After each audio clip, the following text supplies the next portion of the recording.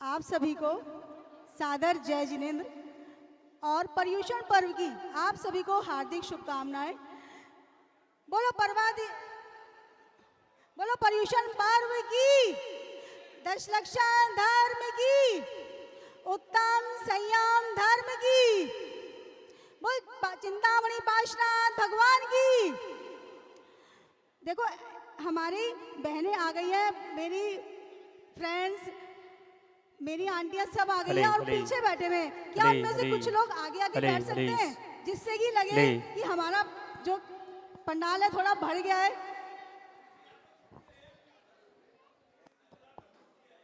क्या सिद्धिशिला पे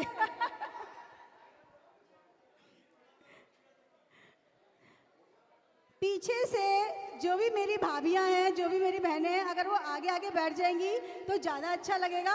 अगर वो बैठ सकती है तो बहुत अच्छी बात है, नहीं तो जहाँ बैठे वहीं आपका स्वागत है। देखिए समय 8:30 हो रहे हैं और यहाँ पर 2 प्रोग्राम हैं। एक प्रोग्राम नृत्य नाटिका मोक्ष के प्रेमी और एक है हमारी आरती, महाआरती, जो कि हमारे जैन युवक संगठन, हमारे भाइयों ने, हमारे बेटों ने तैयार की है। बहुत अच्छे से आरती तैयार की है, बच्चों ने मिलके, सब लोग मिलके आरती करेंगे। तो आइए शुरू करते हैं, ज़्यादा भूमिका ना बांधते हुए शुरू करते हैं हम आज के अपने नृत्य। हमारे छोटे बच्चे जो बहुत दूर से शाहदरा से आए हैं अपनी प्रस्तुति देने, तो एक बार जोरदार तालियों के साथ स्वागत करेंगे हम उन बच्चों का जो शाहदरा से हमारे पास प्रस्तुति देने आए हैं। ये है द्रव्या जैन जो शाहदरा से प्रस्तुति देने आई। तो एक बार जोरदार तालियों के साथ आप अभिनंदन करते हैं। कैलाश नगर से आए हैं। चलिए करेक्शन किया मैंने अपने आप में, शाहदरा से नहीं कैलाश नगर से आए हैं। और ये बच्चे इनकी प्रस्तुति के लिए एक बार फिर से जोरदार, चिराग भैया, अंकुर भैया, एक बार जोरदार अभिनंदन इन बच्चों के लिए। बेटा बीच में आगे करना। हले हले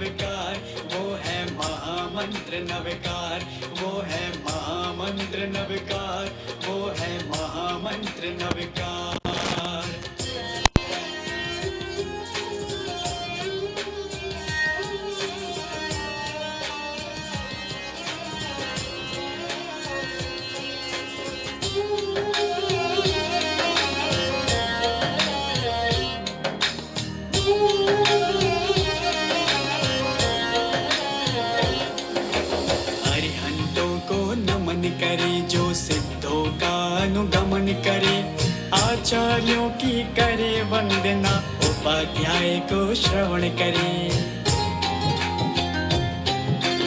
अरिहंतों को नमन करे जो सिद्धों का अनुगमन करे। आचार्यों की करे वंदना, उपाध्याय को श्रवण करे। सर्व साधु विद्यासागर में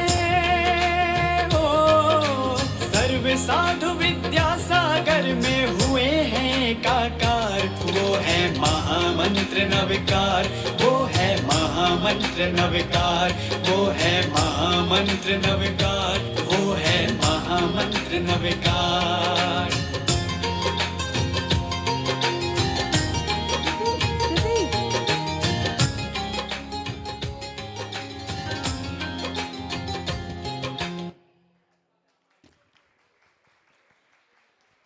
बहुत सुंदर प्रस्तुति। महामंत्र नवकार का महत्व कौन नहीं जानता। ये वो मंत्र है जो लाखों लोगों को आप पार लगा देता है, और वो जिस भी सबसे बड़ी बात, आप अपवित्र या पवित्र किसी भी दशा में इसको आप जाप कर सकते हैं और आपकी सभी मनोकामनाएं पूर्ण होती हैं। बोल नमोकार महामंत्र की। तो आपने इतनी सुंदर, और अभी आपने आचार्य श्री के दर्शन किए, आचार्य श्री विद्यासागर जी गुरुदेव की। अब देखिए जो माँ हमें सिखाती है। दूसरी पाठशाला हमारा लौकिक शिक्षालय, जहाँ पर हम लौकिक शिक्षा सीखते हैं, और एक हमारी पाठशाला है जैन पाठशाला, जहाँ पर हम जैन धर्म के संस्कार सीखते हैं। तो ये बिटिया अपनी प्रस्तुति लेकर आ रही है कि हम जैन धर्म की पाठशाला में क्या क्या संस्कार सीखते हैं। तो एक बार स्वागत करते हैं जोरदार नित्या जैन का। ये भी कैलाश नगर से अपनी प्रस्तुति देने आई हैं। एक बार स्वागत करें छोटी बच्ची का, नित्या जैन और द्रव्या जैन। पाठशाला नहीं जाते? नहीं दीदी। अरे पाठशाला रोज जाना चाहिए। तुम्हें पता है पाप कितने होते हैं? नहीं दीदी। क्या तुम पाठशाला नहीं जाते? नहीं दीदी। अरे पाठशाला रोज जाना चाहिए, और पाठशाला जाओगे तो मालूम हो जाएगा कि पाप किसे कहते हैं और हमें पाप नहीं करना चाहिए। अच्छा ठीक है, अब मैं रोज पाठशाला जाऊंगा। पाठशाला जाना, पढ़ कर आना, कोई जब पूछे जल्दी से बताना। क्या क्या करना पाप है, क्या क्या करना पाप है।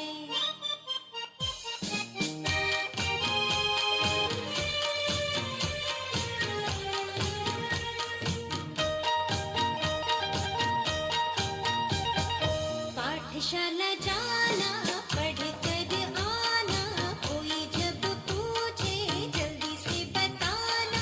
क्या क्या करना पाप है, क्या क्या करना पाप है। पाठशाला जाना, पढ़ कर आना, कोई जब पूछे जल्दी से बताना। क्या क्या करना पाप है, क्या क्या करना पाप है।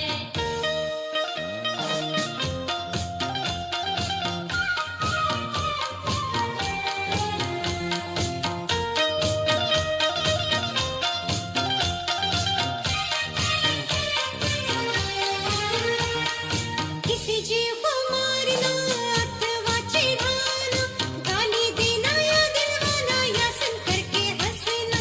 सुन लो बच्चों, सुन लो बच्चों। फल तोड़ना, फूल तोड़ना, या फिर धक्का देना, बिन देखे ही चलना फिरना, या फिर कुछ खा लेना। बोलो बच्चों, हिंसा करना पाप है। पाठशाला जाना, पढ़ कर आना, कोई जब पूछे जल्दी से बताना। क्या क्या करना पाप है, क्या क्या करना पाप है।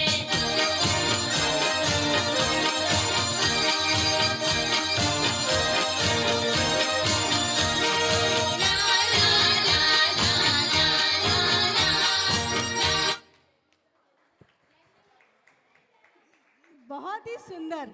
पाठशाला में जाकर क्या सीखा है बच्चों ने, क्या क्या करना पाप है, और ये हमें पता है, बच्चों ने सीखा है। और इस प्रांगण में जितने भी लोग बैठे हैं उन सभी को पता है ये 5 पाप हमें नहीं करने चाहिए। और ये 5 पाप के एवज में हमें कौन सी व्रत लेने चाहिए? ये 5 पाप हम कब छोड़ पाएंगे बताओ विवेक? ये हमारे विवेक भैया बहुत अच्छे हैं, हमें बहुत अच्छे से सिखाते हैं, समझाते हैं, और बहुत अच्छा प्रोग्राम भी कराते हैं। और मुझे पता है अगर मैं अब इनसे पूछूंगी तो ये जरूर बताएंगे कि जो जो हमारे 5 पाप अभी इन बच्चों ने बताए पाठशाला में कि ये होते हैं, इन 5 पापों को दूर करने के लिए या उनसे बचने के लिए हम श्रावकों को क्या करना चाहिए, ये बताएंगे हमारे विवेक भैया। हाँ, 5 अनुव्रतों का पालन करना चाहिए। अहिंसाणु व्रत, सत्याणु व्रत, आचौर्यानु व्रत, परिग्रह परिमाण व्रत और ब्रह्मचर्य व्रत। बहुत सुंदर हमारे विवेक भैया के लिए कि इन पांचों पापों से बचने के लिए हम 5 अनुव्रत लेने चाहिए हम सब श्रावकों को। 5 अनुव्रत। अच्छा ही बताइए, आप में से किसी ने ले रखे अनुव्रत? बहुत छोटे से हैं अनुव्रत। भाई देखिए, हम गृहस्थ में हमसे हिंसा होगी, पर अनुव्रत में हम संकल्पी हिंसा नहीं करते। हम झाड़ू लगाएंगे, पोछा लगाएंगे तो हमसे छोटे छोटे बन जाते हैं 1 इंद्रिय 2 इंद्रिय जीव, पर हम संकल्पी हिंसा नहीं करते। हम उनको मारने के लिए दवाई नहीं छिड़कते, है ना। इस तरह से आप सभी अनुव्रत लेकर इन 5 पापों से बच सकते हैं, जिसकी शिक्षा इन बच्चों ने दी है। तो अब आइए हम अपनी अगली प्रस्तुति देखते हैं, जो प्रस्तुत कर रही है आन्या जैन। आन्या जैन भगवान महावीर को मनाने के लिए आ रही हैं आप सबके सामने। तो एक जोरदार तालियों के साथ छोटे बच्चे का अभिनंदन करें, स्वागत करें आन्या जैन।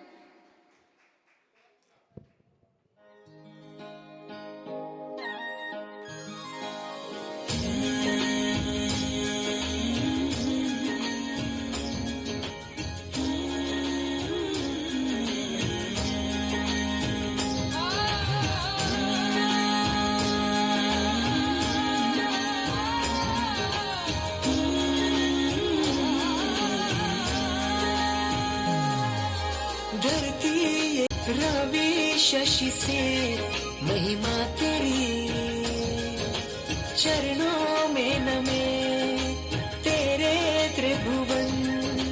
ऐसी है छटा प्रभुवर तेरी, है वर्धमान है श्रमण वीर, तुझसा करुणामय कोई नहीं। मेरे वीर प्रभु सा कोई नहीं, मेरे वीर प्रभु सा कोई नहीं। तेरी करुणा है इतनी गहरी, जितना गहरा कोई सिंधु नहीं। मेरे वीर प्रभु सा कोई नहीं, मेरे वीर प्रभु सा कोई नहीं।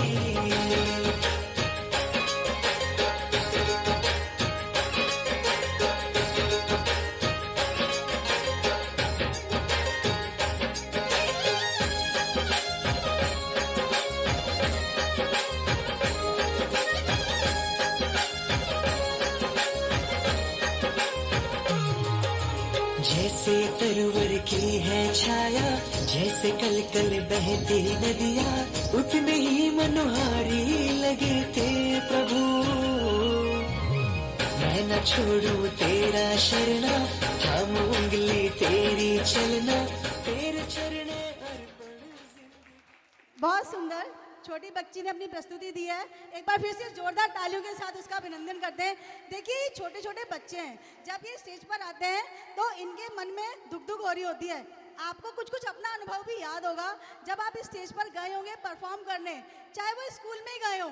तो जब किसी मैडम ने बोला था बेटा आज आपको परफॉर्म करना है, आपके हाउस की बारी है, तो क्या होता है, जाने से पहले घबराहट, धक धक धक धक, और ये बच्चे उस धक धक के ऊपर अपने आप को नियंत्रण रखते हुए यहाँ परफॉर्म करते हैं। तो जितने बच्चे भी आए, कृपया उनका जोरदार तालियों के साथ आप आने से पहले और जाने के बाद जरूर स्वागत करें।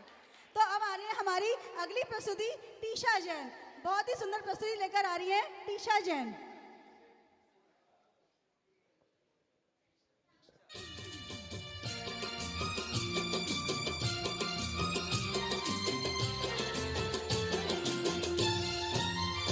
दस लक्षण महापर्व आया, आत्मशुद्धि का अवसर है लाया।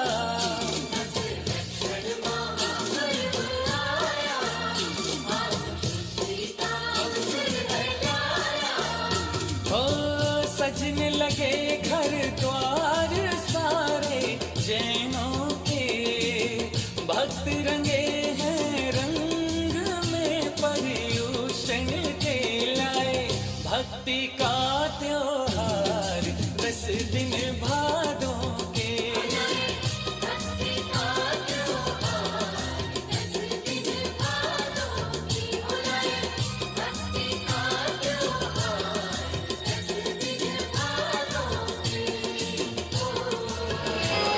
बड़े बाबा मेरे आदिना,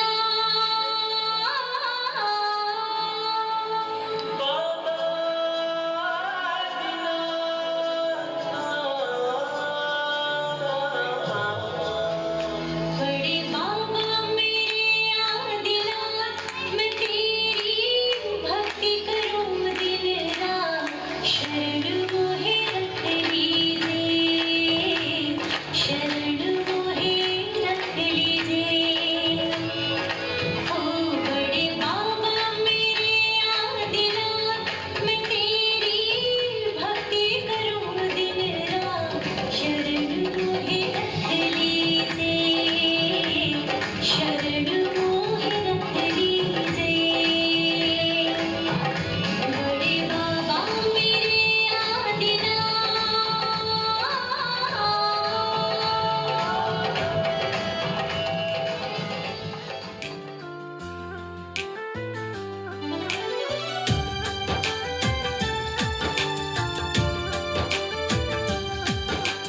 जैन धर्म का पर्व निराला,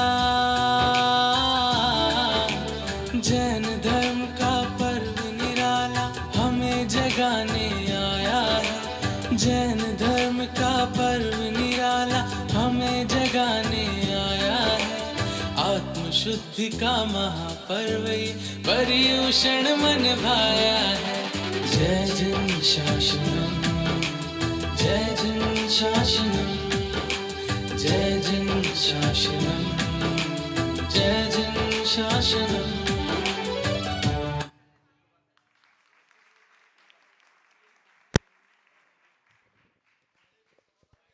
बहुत सुंदर प्रस्तुति तीशा जैन की। अब देखिए बच्चे तैयार करते हैं। अब जब बच्चों ने प्रस्तुति दी है तो हमारी बड़ी बहनें वो क्यों पीछे रहे, तो वो भी आ रही हैं अपनी एक प्रस्तुति लेकर। नमोकार मंत्र की जय और आप सबका स्वागत लेकर वो आ रही हैं हमारी बड़ी बहनें। देखिए आप आवाज कम करेंगे तो फिर नाटक शुरू हो जाएगा, प्लीज। जैसे पहले शांति का आपने हमें दान दिया हुआ था, वैसे ही दान आप शांति का दोबारा से दीजिए। नाटक शुरू हो रहा है। देखिए जैसा कि नाटक का टाइटल है मोक्ष के प्रेमी, तो हम सब जैन समाज में रहते हैं और हमें पता है मोक्ष जब हम अपने सभी कर्मों का नाश करके सिद्ध शिला पर विराजमान होते हैं हमारे तीर्थंकर, तो वो मोक्ष होता है। तो अनंतानंत सिद्ध परमेष्ठी हैं जो मोक्ष गए हैं। पता है ना आप सबको कितने परमेष्ठी हैं? क्या आप गिन सकते हैं कितने सिद्ध परमेष्ठी हैं? गिन सकते हैं आप कितने परमेष्ठी हैं? बताएगा कोई कितने परमेष्ठी है? भाभी बताएंगे कितने परमेष्ठी है? सिद्ध परमेष्ठी कितने हैं? सिद्ध परमेष्ठी अनंतानंत सिद्ध परमेष्ठी है। तो वो सभी अपने सभी कर्मों का नाश कर सिद्ध शिला पर विराजते हैं। अब हम सब आधुनिक परिवेश में रहते हैं। कौन सी शताब्दी में रहते हैं? 21वीं सेंचुरी में रहते हैं हम सब। किस में रहते हैं? थोड़ा सा मेरे साथ इंट्रोडक्शन करोगे तो मुझे मजा आएगा। कौन सी शताब्दी में रहते हैं हम सब? डिम्पल भाभी कौन सी शताब्दी में रहते हैं? 21वीं।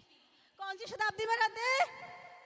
और यहाँ पर पुस्तकें ज्यादा है कि मोबाइल ज्यादा है? मोबाइल। पुस्तकें ज्यादा है कि मोबाइल? पुस्तकें, मोबाइल। देखिए ये बच्चा बोल रहा है मोबाइल ज्यादा है ना। आजकल की शिक्षा पुस्तकों से ज्यादा होती है या मोबाइल से? मोबाइल से। देखिए ये बच्चे को भी पता है आजकल की शिक्षा मोबाइल से होती है। तो अभी हम चलते हैं आधुनिक परिवेश में। आजकल हम 21वीं सेंचुरी में रहते हैं और हम सभी पुस्तकों से हटकर मोबाइल में आ गए हैं, टीवी में आ गए हैं, लैपटॉप में आ गए हैं। और हमारा जो पहले दादा दादी नाना नानी हमें कहानियां सुनाते थे, वो सारी कहानियां कहाँ चली गई? हमारी पिक्चरों में बदल गई, कार्टूनों में बदल गई। तो कैसे आजकल के परिवेश में एक आधुनिक माँ अपने बच्चे को जैन धर्म की कहानियां सुनाकर जैन धर्म के संस्कार देती है, यही हम देखेंगे हमारी आज की नाटिका मोक्ष के प्रेमी। तो आइए चलते हैं हमारे एक आधुनिक परिवार में। देखिए किस तरह से एक आधुनिक माँ अपने बच्चे को संस्कार सिखाती है और जैन धर्म के बारे में बताती है।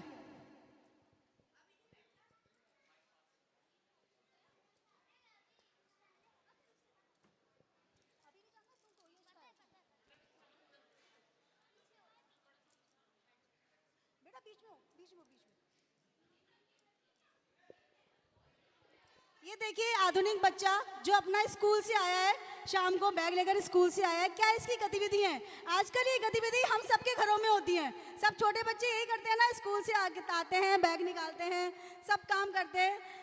थोड़ा अपना भी आप याद कर सकते हैं कैसे आपके घरों में होता है, और यहाँ भी वही अभी माहौल है।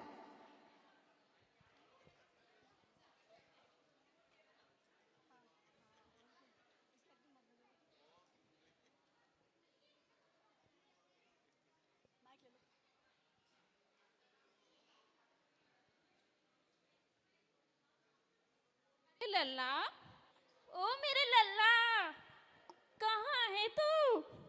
अरे कब से आवाज लगा रही हूँ, बिल्कुल भी नहीं सुनता है। तो पता नहीं किस काम में लगा रहता है पूरे टाइम, पता नहीं क्या क्या करता रहता है ये तो।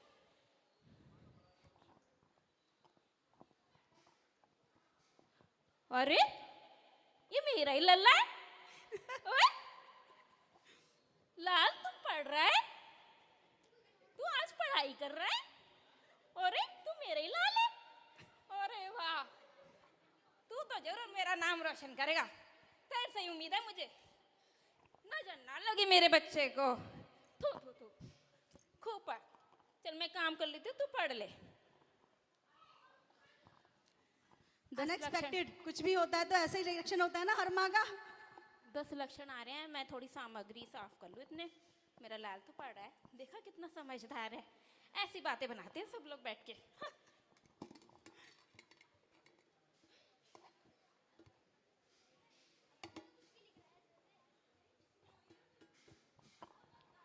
अरे अरे लाल, तने अरे लाल सुन ना, सुनता भी नहीं है तो सुन तो सही।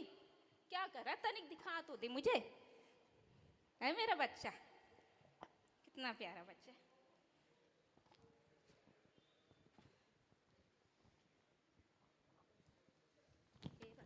हे भगवान, मैं कह रही हूँ पूरे टाइम पढ़ रहा है लड़का, सुबह से शाम हो गई, भूखा प्यासा। ये देखो कीड़े मकोड़े बना रखे हैं। ये ऐसे नाम रोशन करेगा मेरा तो। हद हो गई, बिल्कुल ही हद हो गई। मुझसे मत बात करना अब, मैं तो बहुत नाराज हूँ। पकड़ो अपनी कॉपी, मुझे नहीं पढ़ाना। हे मेरे चिंतामणि पार्श्वनाथ, क्या करूँ इस बालक का। मैं नहीं बात करूंगी बिल्कुल भी। सॉरी मम्मी, सॉरी मम्मी, अब नहीं करूँगा। नहीं, तुम नहीं अब कहना। नहीं करूँगा। नहीं। अच्छी मम्मी। बताओ, मैं तो सोच रही थी पढ़ रहा है मेरा बच्चा। बताओ, ये पढ़ रहा था, मैं नहीं बात कर। Sorry mummy, sorry. अब तो नहीं करेगा ना, पक्का ना, प्रॉमिस ना, पक्का। आए मेरा बच्चा। आक्रोश कई दिन से हम देख रहे हैं न्यूज़ और में ये क्या दिखा आक्रोश रहे हैं भी लगातार बढ़ता हुआ नजर आ रहा है। झारखंड सरकार के खिलाफ विरोध तेज हो गया है। जैन समाज नाराज है और विरोध के लिए सड़कों पर उतर गया है। जैन समुदाय का आक्रोश बेतहाशा देखा जा रहा है। देखिए, झारखंड के समेत शिखर को पर्यटन स्थल घोषित करने के खिलाफ अनशन पर बैठे जैन मुनि सुगेय सागर ने अपना प्राण त्याग दिया। माँ, ये न्यूज़ पे क्या दिखा रहे हैं हमारे समय शिखर जी के बारे में? बेटा, ये हमारे समय शिखर जी पे ना अन्य लोगों द्वारा ना कुछ कब्जा किया जा रहा है, तो उसके लिए ना सभी लोग ना समाज के, जैन समाज के संघर्ष कर रहे हैं। माँ, ये संघर्ष क्या होता है? बेटा, संघर्ष जब भी हमारे किसी जैन धर्म में या हमारे किसी भी तीर्थ स्थल पर किसी शरारती तत्वों द्वारा कब्जा किया जाता है, तो उसके विरोध में समाज द्वारा कदम उठाए जाते हैं। अच्छा माँ। और एक बात बताऊं लाल, जो हमारा सबसे बड़ा तीर्थ क्षेत्र है ना समय शिखर जी, और हमारे कोई भी धर्म, जैन धर्म, कोई भी विपत्ता आती है ना हमारे जैन धर्म पे, तो हमारे समाज के जितने भी प्रतिनिधित्व हैं, वो सब इस गलत काम को रोकने के लिए बीड़ा उठाते हैं। और तुम्हें बताऊं, हमारा पूरा जैन समाज ऐसे में एकजुट हो जाता है, समझे? अच्छा माँ। हाँ, पता है कुछ ऐसे शरारती तत्व होते हैं जो हमारे तीर्थ स्थल पर जबरदस्ती कब्जा कर लेते हैं, और कुछ तो ऐसे होते हैं गैर कानूनी काम करते हैं। ऐसा हमें किसी के तीर्थ क्षेत्र पर नहीं करना चाहिए बच्चे, समझे? हाँ, आप कभी ऐसे मत करना। हाँ माँ। और जब भी हमारे जैन धर्म पर कोई भी संकट आए तो हमेशा मिलकर रहना, समझे? हाँ माँ। और बेटा, और एक बात और बताऊं, बहुत दुख की बात है। क्या माँ? समय शिखर जी के लिए एक हमारे मुनिराज ने अपने प्राण भी त्याग दिए। माँ, क्या मुनिराज अपने तीर्थ स्थानों के लिए अपनी जान भी त्याग देते हैं? हाँ बेटा, यही सत्य है। हमारे जैन धर्म में अपने धर्म को बचाने के लिए और अपने तीर्थ स्थल को बचाने के लिए मुनिराज, शावक, शाविका, आरिका अपने प्राण की आहुति भी दे देते हैं। अच्छा माँ। चलो आज मैं तुम्हें एक ऐसे ही मुनिराज की कहानी सुनाऊंगी। सुनोगे? हाँ माँ। क्या आप लोग भी सुनना चाहोगे? ठीक है, चलो बेटा।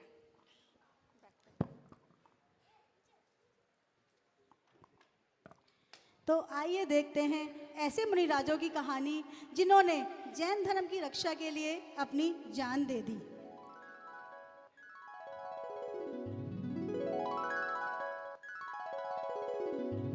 उनके नाम थे अकलंक और निकलंक।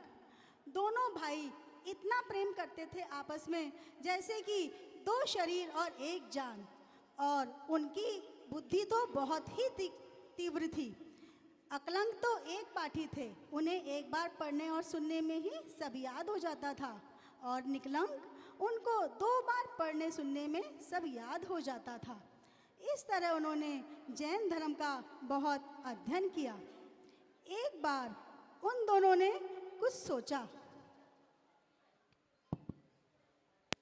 प्रिय भाई, हमारा जैन धर्म कितना अद्भुत है। इसमें बताई गई बातें कितनी निराली हैं। हाँ भैया, आप ठीक कहते हो। हमारे आचार्यों ने कितनी आसान तरीके से श्रावक के 6 कर्म बताए हैं। हाँ, वह भी बात है, परंतु आज हमारा जैन धर्म विलुप्त होता जा रहा है। यहाँ तो चारों ओर बौद्ध धर्म का ही बोलबाला है। भैया, अब हम क्या करें? हम जैन धर्म की प्रभावना कैसे करें? भाई, हम एक काम करते हैं। हम बौद्ध गुरुकुल में जाते हैं और वहाँ जाकर देखते हैं कि उनके धर्म में और हमारे धर्म में क्या अलग अलग बातें हैं। ऐसी क्या विशेषता है जो लोग उसी को मान रहे हैं। यह सब जानकर हम लोगों को बताएंगे कि हमारा जैन धर्म कितना अद्भुत है। हाँ भैया, आप ठीक कहते हो, चलो। और उधर आइए अब चलते हैं बौद्ध गुरुकुल में, किस तरह से बौद्ध शिक्षक अपने बच्चों को पढ़ा रहे हैं। सभी बच्चे अपनी कक्षा में बैठे हैं।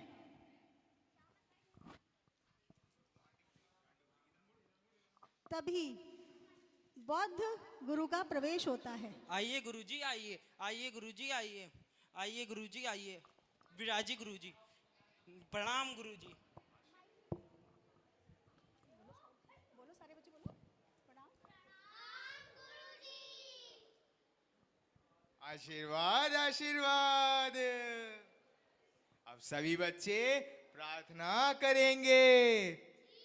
मेरे साथ बोलो, बुद्धं शरणं गच्छामि, बुद्धं शरणं गच्छामि, संघं शरणं गच्छामि, संघं शरणं गच्छामि, धम्मं शरणं गच्छामि, धम्मं शरणं गच्छामि। बहुत अच्छे। अब सभी बच्चे बैठेंगे और अपनी पुस्तकें निकालेंगे। और तभी वहाँ अकलंक निकलंक का प्रवेश होता है। जय हो गुरुजी, जय हो गुरुजी, जय हो। प्रणाम गुरुजी, प्रणाम। प्रणाम गुरुजी, प्रणाम। अरे तुम लोग कौन हो और कहां से आए हो? अरे गुरुजी, हम तो बहुत दूर से आए हैं, पर हमने आपका बहुत नाम सुना है। अरे आपकी प्रसिद्धि तो चारों ओर है। अच्छा, तो तुम यहाँ करने क्या आए हो? गुरुजी, हम यहाँ जैन धर्म बौद्ध धर्म की शिक्षा प्राप्त करने आए हैं। ओह अच्छा। हाँ, बौद्ध धर्म सबसे अच्छा है ना। हाँ हाँ, बहुत अच्छा है। आओ आओ, बुद्ध की शरण में आओ। चलो। बुद्ध ही सिद्ध है, बुद्ध ही सुंदर है, बुद्ध ही सत्य है। जय हो बुद्ध की। और उधर बौद्धशाला में अकलंक निकलंक ने प्रवेश ले लिया।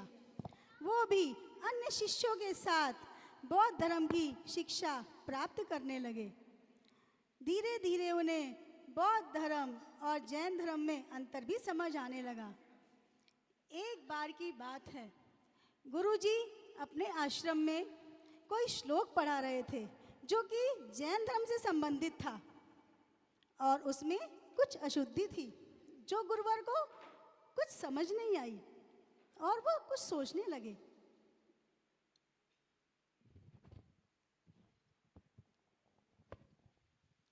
बच्चों, मैंने एक श्लोक लिखा है, इसे तुम ध्यान से पढ़ो और इसकी व्याख्या करो। मैं अभी थोड़ी देर में आता हूँ। जी गुरुजी, जी गुरुजी।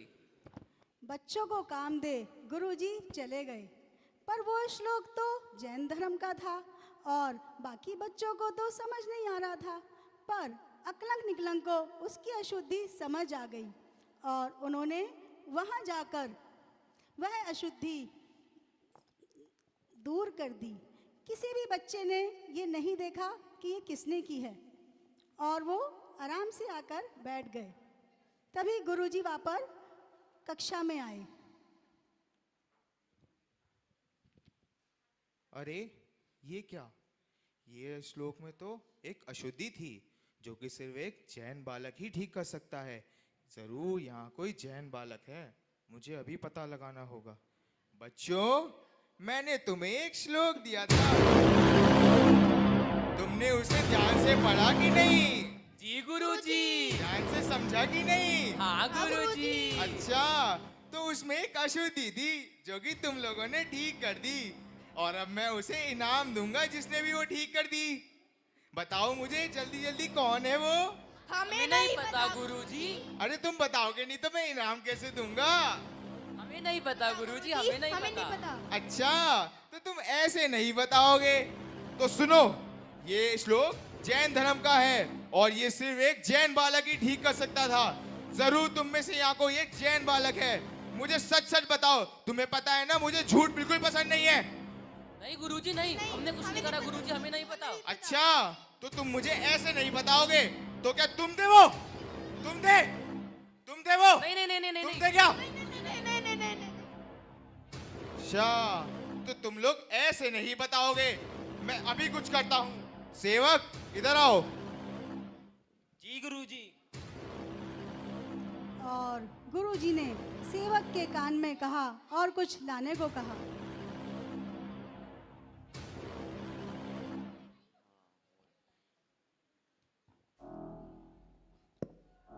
सभी बच्चे देख रहे हैं ये क्या है। गुरुजी, ये क्या है? बताता हूँ। सुनो, ये एक जैन प्रतिमा है और मेरी बात एक ध्यान से सुनो। अगर तुम सभी को आज कक्षा से बाहर जाना है तो इस प्रतिमा को लांग कर जाना होगा, वरना मैं जाने नहीं दूंगा। तो चलो, तुम खड़े हो।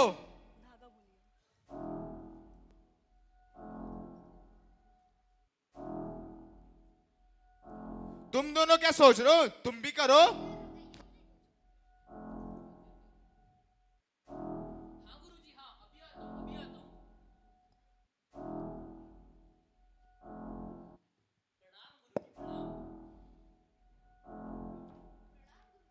अरे ये क्या? ये सभी बच्चे इस जैन प्रतिमा को लांग गए। जरूर वह जैन बालक बहुत ही चालाक है, मुझे उसे अभी पकड़ना होगा। सेवक इधर आओ, मेरी बात को ध्यान से सुनो। आज आधी रात को जब सभी बच्चे अपने कमरे में सो रहे हो तो तुम बहुत भयंकर भयंकर आवाजें निकालना।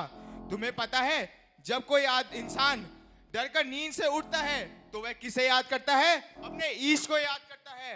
तो तुम सबके कमरे के बाहर जाकर सुनना वे अपने कौन से ईश को याद करते हैं और मुझे जल्द से जल्द आके बताना।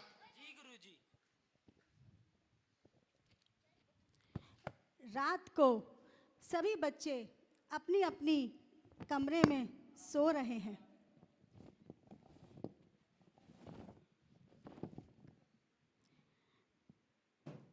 तभी गुरुजी के योजना अनुसार सेवक बहुत तेज तेज डरावनी आवाजें करता है।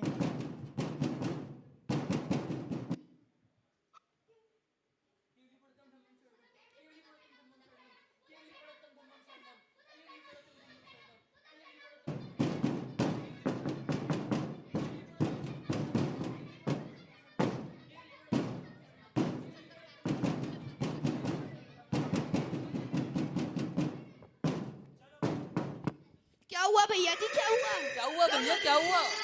चलो। और सेवक अकलंक निकलंक को पकड़ लेता है, क्योंकि वो बुद्धि की शरण नहीं अपने इष्ट देव जिन देव को याद कर रहे थे। गुरुजी यही वो लोग थे जो कुछ अलग बोल रहे थे। ओ अच्छा, तो तुम लोग मेरा इतने दिनों से मूर्ख बना रहे थे, तुम ही लोग मेरे से इतने दिनों से झूठ बोल रहे थे। अच्छा, अब मैं तुम्हें दंड दूंगा, पर मैं अभी तुम्हें दंड नहीं दे सकता, क्योंकि ये रात का समय है। सेवक जी गुरुजी। इनको कमरे में बंद कर दो। जी गुरुजी। और सुबह मैं इनको मृत्यु दंड दूंगा। जी गुरुजी।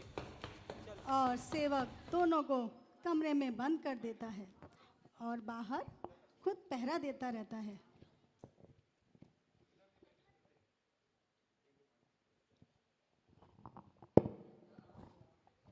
और पहरा देते देते उसकी नींद पक्की हो जाती है और सो जाता है। तब अकलंक निकलंक एक योजना बनाते हैं। भैया अब हम क्या करेंगे? अब हम जैन धर्म की प्रभावना कैसे करेंगे? भाई तुम बिल्कुल चिंता मत करो, हम जिस काम से यहाँ आए थे वह पूर्ण करके ही जाएंगे। यह सेवक गहरी नींद में सो गया है, हम चुपचाप से इसे झांका देकर चल लेते हैं। हाँ भैया चलो। अकलंक निकलंक पहरेदार को सोता छोड़ वहां से भाग जाते हैं। सुबह होती है, गुरुवर आते हैं। सेवक, ओ सेवक, मूर्ख कहाँ रह गया? सवेरा हो गया है, आजा बाहर। अरे मूर्ख, खड़ा हो जा। तुझे एक काम दिया था वो भी ढंग से नहीं होता, जा उन दोनों को बाहर लेके आ।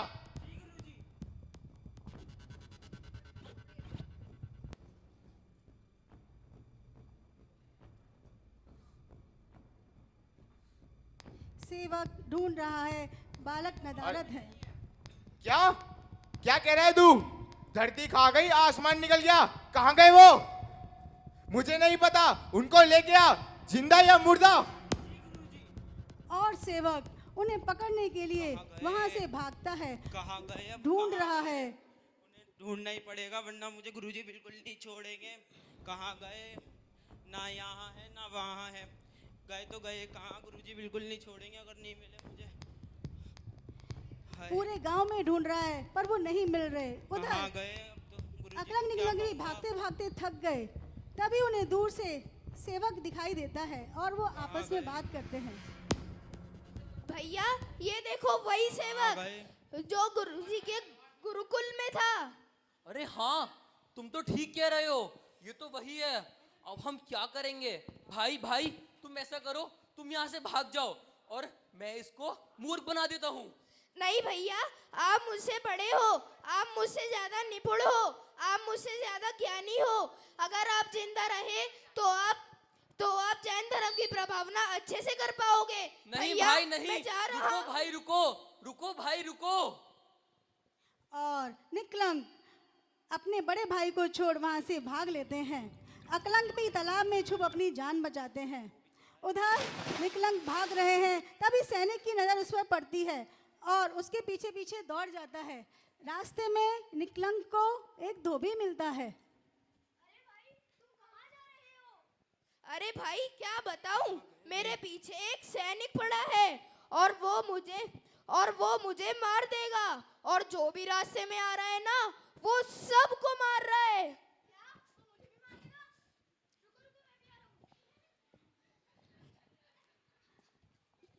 पकड़ लिया, पकड़ लिया।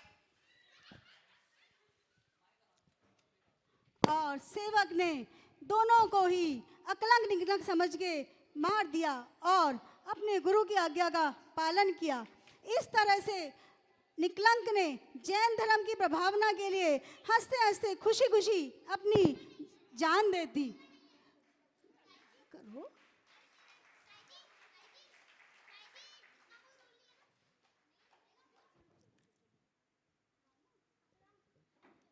और तब अपने भाई की ये दुर्दशा देख अकलंक को बहुत ही दुख हुआ और फिर उन्हें वैराग्य हो गया और उन्होंने जिन दीक्षा धारण कर ली। उसके बाद उन्होंने गहन जैन धर्म का अध्ययन किया और बहुत सारे ग्रंथ लिखे, जिससे जैन धर्म की महती प्रभावना हुई। बोलिए अकलांक देव की जय।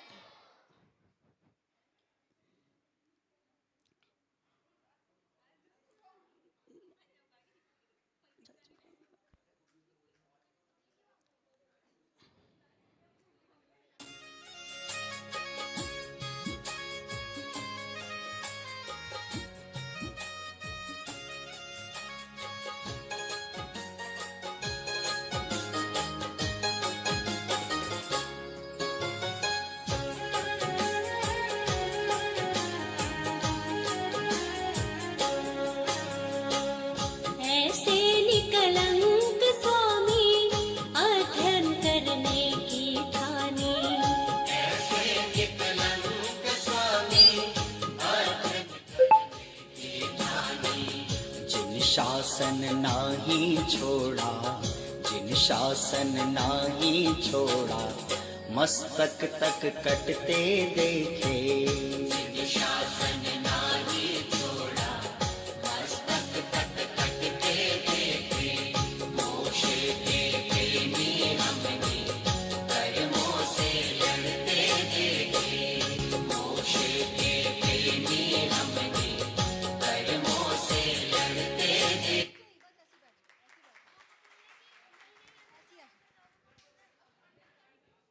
तो इस तरह एक आधुनिक माँ ने अपने छोटे बच्चे को सिखाया कि किस तरह से आजकल हमारे जैन धर्म में अनेक लोगों ने जैन धर्म की रक्षा के लिए हंसते हंसते अपनी जान कुर्बान कर दी।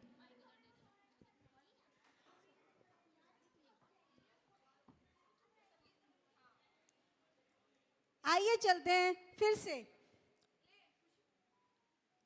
घर में।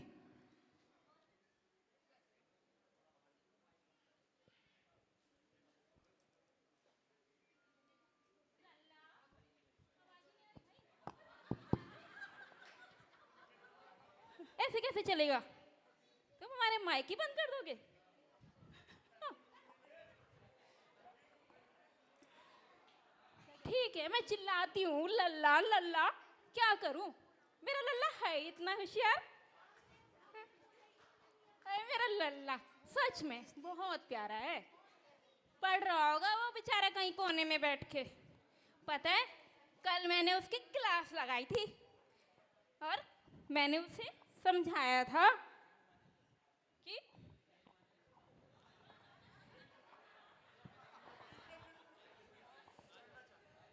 पता है हमारे बहुत बच्चे ऐसे हैं, बहुत शरारती शरारती, और में से एक बच्चा ये रहा। चल खड़ा, स्टैंड अप। तुमने पढ़ाई करी नहीं करी? कर ली कर। कैसे करी?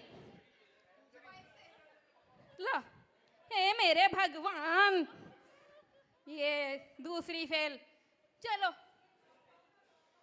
2 का टेबल तो आता होगा। नहीं, दूसरी फेल तो आता ही नहीं। बैठ जा, बेकार है। ये तो गया, तो अब रिश्ता भी नहीं होने देगी। अब तो ये गया, रिश्ते की तो छोड़, पहले पढ़ ले।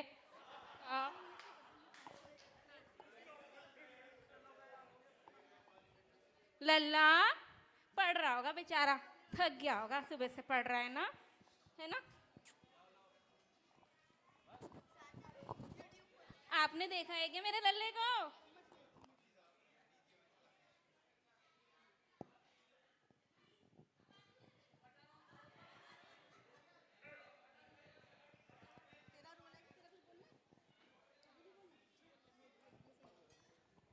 हेलो, ये लल्ला भी ना माने अपनी शैतानी से।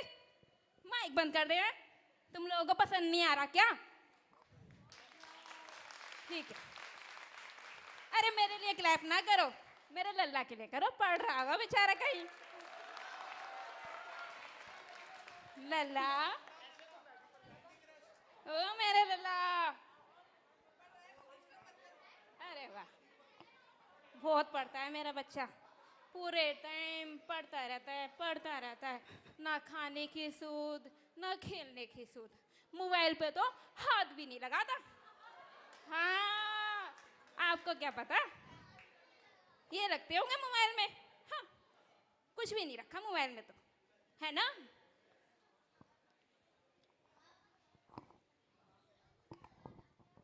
अब ना बंद करियो।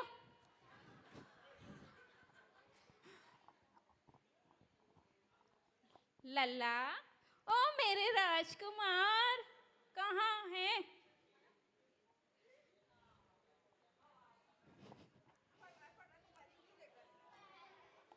पकड़ा वाह गया, भाई वाह, पकड़ा गया, पकड़ा गया, पकड़ा गया, पकड़ा गया, वाह पकड़ा भाई गया। वाह वाह, ये मोबाइल में लग रहा है, खड़े हो जाओ, खड़े। ये सारे मैं तारीफ कर रही हूँ, पढ़ रहा है पढ़ रहा है पढ़ रहा है पढ़ रहा है, और ये मोबाइल में लग। लो,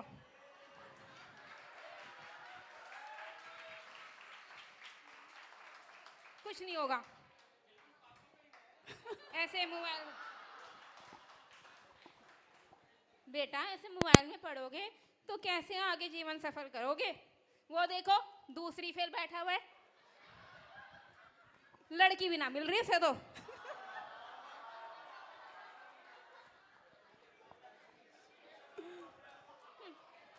ऐसे मोबाइल में लग के क्या होगा?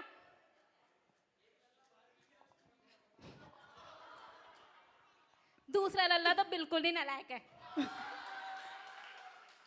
उसके पापा बहुत अच्छे हैं, लेकिन अजी कहाँ हो? अजी कहाँ हो? डर गए मेरे से, डर गए।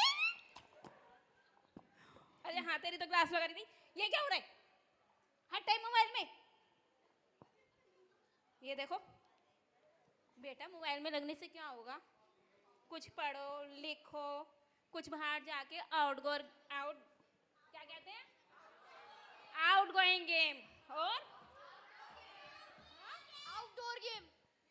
आउटडोर गेम, और एक और होती है ना जो अंदर घर में खेलते हैं, इंडोर गेम। ये तो सब जानते हैं भाई, तो करते क्यों नहीं हो तुम लोग?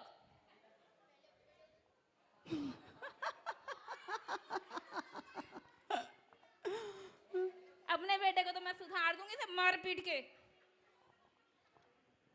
सारे बच्चे ऐसे हो रहे हैं। मैं नहीं बात करूंगी तेरे से, कोई मोबाइल नहीं देखना कल से। मैं आपसे गुस्सा हूँ। हे चिंतामणि पारसनाथ, क्या करूं मैं ऐसे बालक का? क्या करूं मैं ऐसी मम्मी का?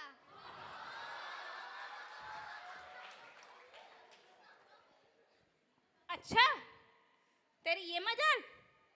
आज नहीं दूंगी तुझे खाना पीना, ना मैं तेरे से बात करूंगी। मैं तो गुस्सा हो गई हूँ। Sorry mummy, sorry sorry sorry. Care मत दियो मेरा मोबाइल। Sorry sorry. नहीं, आप ऐसे सॉरी सॉरी बोलते हो। नहीं, आप प्रॉमिस भी करते हो फिर तोड़ देते हो। नहीं, सॉरी सॉरी। अब मैं नहीं करूंगा अच्छी मम्मी, अब नहीं करूंगा। पक्का? प्रॉमिस? Pinky promise? पक्का ना? अरे मेरा बेटा कितना प्योरो है। माँ, एक बात तो बताओ। हाँ मेरे लाल, तेरे तो क्वेश्चन ही नहीं खत्म होते। पहले एक बात तो मुझे बता, कल मैंने तुझे एक स्टोरी सुनाई थी अकलंक और निकलंक जी की, क्या तुझे समझ में आई? हाँ माँ। क्या आप लोगों को समझ में आई? सही बताओ। चलो, हाँ अब बोल, दूसरा क्वेश्चन तेरा क्या है? माँ, क्या और भी मुनिराजों पर उपसर्ग हुए हैं? हाँ बेटा, ये सच है कि ऐसे बहुत से मुनिराज हैं जिन पे बहुत उपसर्ग हुए हैं और उन्होंने अपने धर्म की बहुत रक्षा करी है। बताओ। हाँ माँ। क्या आप लोग भी जानने के इच्छुक हैं? किसी की आवाज नहीं आई। ठीक है, आपको पता है ऐसे बहुत से मुनिराज हैं जिन पर उपसर्ग आए हैं और उनमें से कुछ तो सर्वार्थ सिद्धि के देव हुए हैं। क्या हुए हैं? सर्वार्थ सिद्धि के देव। क्या हुए हैं? हाँ, और पादिक महामुनिराज कहा जाता है। अनुत्र अनुत्र पादिक महामुनिराज कहा जाता है। विवेक भैया आप बताइए क्या कहा जाता है? अरे विवेक भैया बिना माइक के शोभा नहीं दे रहा। हाँ। अनुत्तरोपादित महामुनिराज। एक बार और। अनुत्तरोपादित महामुनिराज। अनुत्रोपादिक महामुनिराज। बहुत सुंदर। Very good. तभी तो मैं इसकी सुंदर सी बहू लाई हूँ। हाय नजर न लग जाए। एक चांस आप और दे दे बस।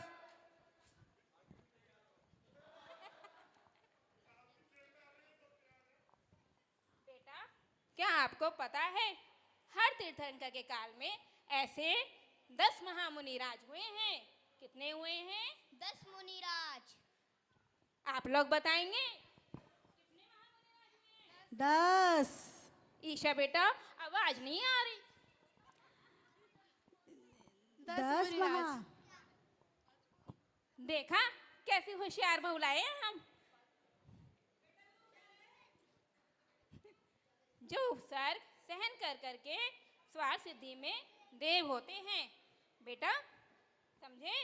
हाँ माँ। चलो आज मैं तुम्हें ऐसे ही मुनिराज की कहानी सुनाती हूँ। चलो बेटा।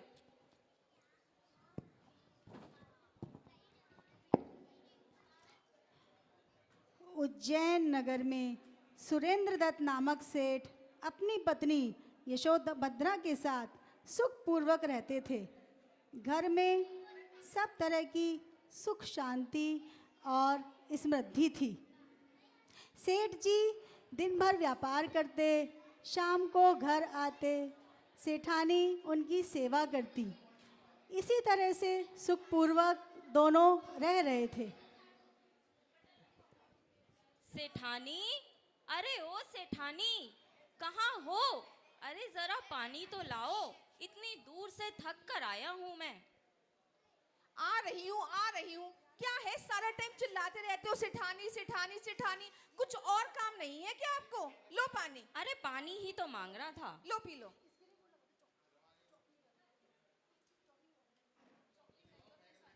अरे अरे अरे कहाँ चली?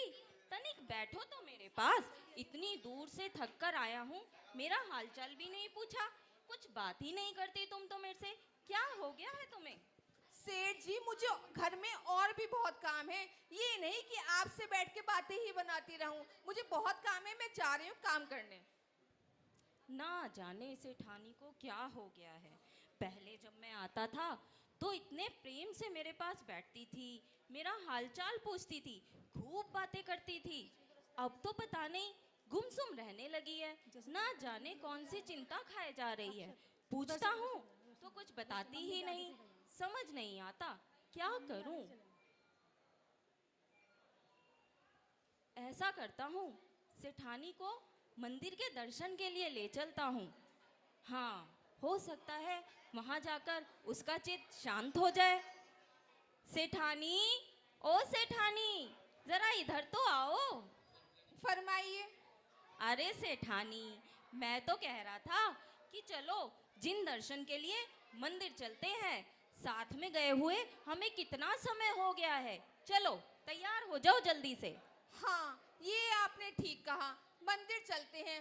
मेरा मन वैसे ही बहुत व्याकुल रहता है, क्या पता जिन देव के दर्शन करके मेरे मन में कुछ शांति आ जाए। हाँ चलो चलो। और फिर दोनों सेठ सेठानी जिन मंदिर दर्शन के लिए जाते हैं,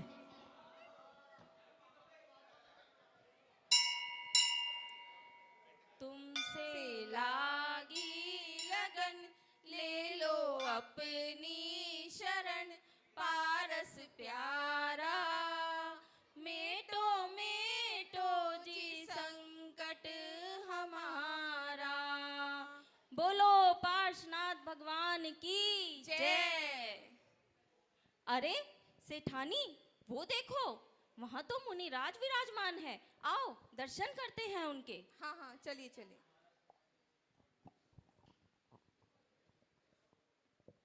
नमोस्तु नमोस्तु गुरुदेव, नमोस्तु। नमोस्तु गुरुदेव। धर्म वृद्धि हो, कल्याण हो, सुखी रहो। गुरुदेव, वैसे तो जिन देव की बहुत कृपा है, सभी प्रकार की सुख सुविधाएं हैं, परंतु मेरी सेठानी को ना जाने क्या हो गया है। वह बहुत ही गुमसुम रहने लगी है। समझ नहीं आता कि उसको कौन सी चिंता खाए जा रही है। हर समय व्याकुल ही रहती है। मैं पूछता हूँ तो मुझे तो कुछ बताती नहीं। आप कृपया करके उसे अपना आशीर्वाद दीजिए। क्या हुआ सेठानी, बताओ क्या हुआ? महाराज, आप तो सर्वज्ञानी हैं। आपको सब पता है कि मेरा चित्त हर समय क्यों परेशान रहता है। महाराज, कृपया कर आप बताइए, इस जन्म में मेरी अभिलाषा पूरी होगी भी या नहीं, या मैं ऐसे ही परेशान रहूंगी? हे सेठानी, तुम्हारी इच्छा जरूर पूरी होगी। तुम्हारा होने वाला पुत्र बहुत ही कुशल, ज्ञानी एवं अनेक गुणों का धारी होगा तथा मोक्षगामी जीव होगा। पर एक बात और, जैसे ही तुम्हारा पुत्र होगा, तुम्हारे स्वामी उसका मुख देखकर जिन दीक्षा को धारण कर लेंगे। क्या क्या कहा महाराज आपने? ऐसा क्यों कह रहे हैं आप? सेठानी, होने को कोई नहीं टाल सकता, ये तो विधि का ही विधान है। नहीं महाराज, ऐसा मत कहिए महाराज। अरे सेठानी, चिंता क्यों करती हो? यह तो हर्ष की बात है। मैं जिन दीक्षा लेकर अपना जन्म सार्थक करूंगा, तुम्हें तो प्रसन्न होना चाहिए। नहीं महाराज, ऐसा मत कहिए। आप ही बताइए, मैं अकेले कैसे रहूंगी? आप जिन दीक्षा मत लीजिएगा। नहीं महारानी, महाराज की वाणी झूठी नहीं हो सकती। मैं जिन दीक्षा तो लेकर ही रहूंगा।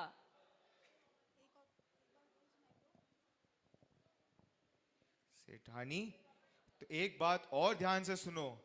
जैसे ही तुम्हारा पुत्र भी बड़ा होगा और किसी जिन मुनि का मुख देखेगा, वैसे ही वो भी जिन दीक्षा को धारण करेगा। क्या? और मोक्षगामी जीव होगा।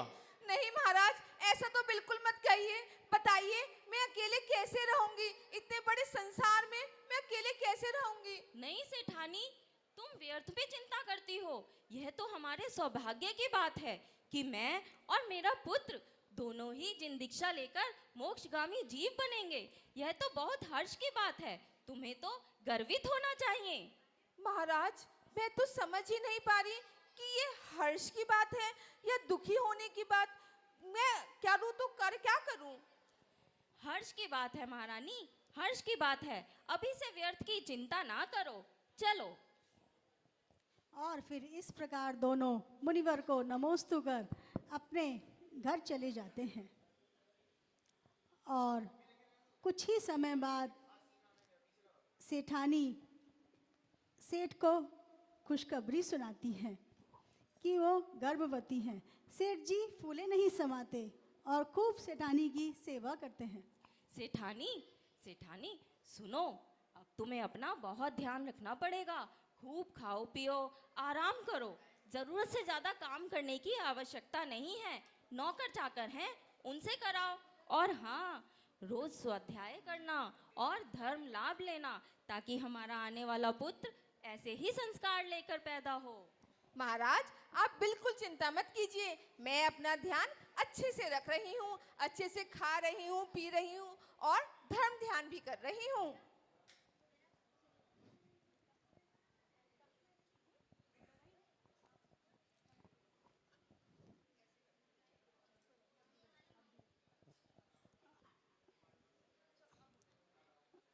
और फिर नियत समय पर सेठानी के पुत्र उत्पन्न हुआ। सेठानी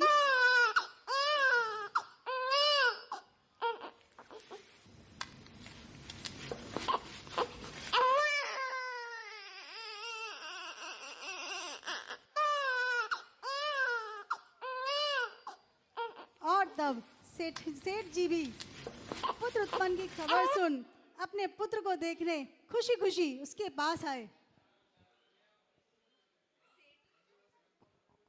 सेठ जी, लीजिए, देखिए कितना सुंदर पुत्र है हमारा। किसी को नजर नजर ना लग जाए इसकी। हाँ सेठानी, लाओ लाओ। आहा, कितना रूपवान, कितना सुंदर पुत्र है। इसका मुख तो मन मोरा है। ये तो बहुत ही तेजस्वी है। मेरी तो दृष्टि नहीं हटती इसके मुख से। और धीरे धीरे पुत्र को देखते देखते ही गुरुवर की वाणी सत्य होने लगी और सेठ जी को वैराग्य हो गया। लो सेठानी, लो, अब तुम ही इसे संभालो। मेरा संसार से मन उठ चुका है। मैं अब जिन दीक्षा ले रहा हूँ।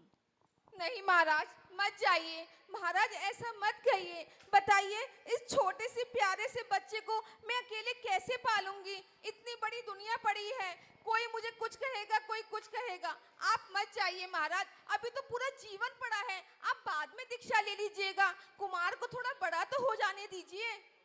नहीं महारानी, मुझे जाना ही होगा। अब मैं नहीं रुक सकता। इस संसार के भोग विलासों से मैं विरक्त हो चुका हूँ। मुझे मत रोको, मुझे जाना ही होगा। मत जाइए महाराज, मत जाइए। उधर सेठ जी जिन दीक्षा ले लेते हैं। अब सेठानी अपने बच्चे को बहुत ही प्यार से पाल रही हैं। सेठ जी तो चले गए, अब वही उसके जीने का सहारा है। छोटे उसका नाम सुकुमार रखती हैं और बहुत प्यार दुलार से उसे पालती हैं। चंदा है तू, मेरा सूरज है तू, ओ मेरी आँखों का तारा है तू। चंदा है तू, मेरा सूरज है तू, ओ मेरी आँखों का तारा है तू। जीती हूँ मैं बस तुझे देख के, इस टूटे दिल का सहारा है तू। चंदा है तू, मेरा सूरज है तू।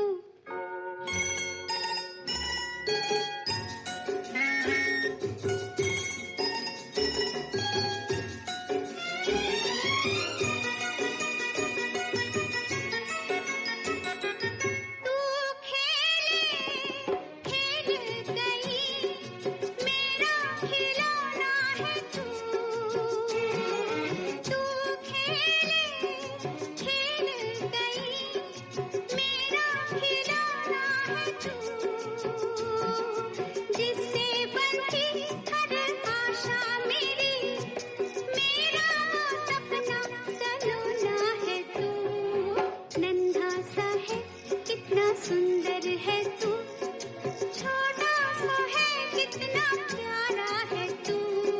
चंदा है तू, मेरा सूरज है तू। और इस प्रकार लाड़ प्यार से सेठानी अपने सुकुमार को बड़ा करती है। इतना कोमल कि दीपक की लौ भी उसकी आंखों में पानी ला देती है, और इतना कोमल कि बिस्तर के नीचे एक राई का दाना भी उसे चुभता है। ऐसे सुकुमार मुनि, ऐसे सुकुमार धीरे धीरे बड़े होते हैं। उधर सेठानी सबको कह देती है, कोई मेरे घर के आसपास कोई मुनिराज ना आए। कोई पहरेदार सबको आदेश दे देती है, कोई मेरे आसपास ना आए, कोई मुनिराज यहाँ आसपास ना आए, क्योंकि उसे पता है अगर मुनिराज का एक वचन सही हुआ है तो दूसरा भी सही हो ना जाए तो वो अकेली ही रह जाएगी। हाँ हाँ, मैं अपने बेटे की बहुत अच्छे से लालन पालन करूंगी। और सुनो मंत्रियों, यहाँ आसपास कोई भी मुनिराज दिखने नहीं चाहिए। अरे मेरे स्वामी तो चले गए, मेरा बेटा तो मेरे पास रहे।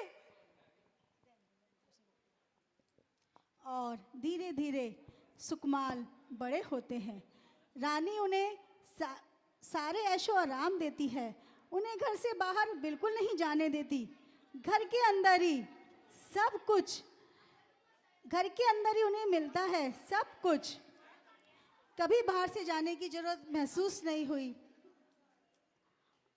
और धीरे धीरे सुकुमार बड़े हो जाते हैं। घर के अंदर सब लालन पालन, सब ऐशो आराम। उनकी आयु के जब 3 दिन शेष रहते हैं तो वहाँ पर गणधराचार्य मुनिराज आते हैं और वो अवधि ज्ञान से जानते हैं कि सुकमाल की आयु तो सिर्फ 3 दिन शेष है।